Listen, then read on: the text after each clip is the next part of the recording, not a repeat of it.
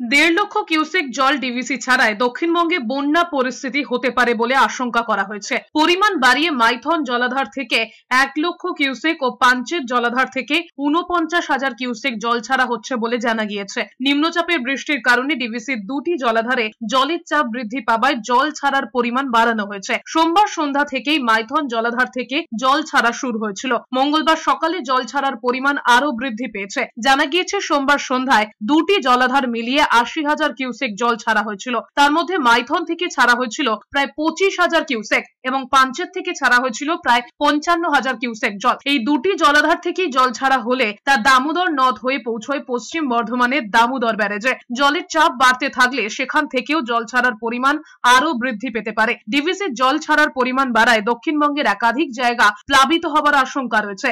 বিশেষ করে বর্ধমান, হাওড়া এবং হুগলির খানাকুল, আরামবাগ সহ দামোদরের তীরবর্তী এলাকাগুলি জলমগ্ন হয়ে পড়তে পারে বলে আশঙ্কা করা হচ্ছে। ডিভিসির তরফে জানানো হয়েছে, নিম্নচাপের জন্য আসানসোল, দুর্গাপুরের পাশাপাশি ঝাড়খণ্ডের বিস্তীর্ণ এলাকা জুড়ে অনবরত বৃষ্টি হয়েছে শনিবার থেকে। সেই কারণেই জল ছাড়ার পরিমাণ বৃদ্ধি করা হয়েছে।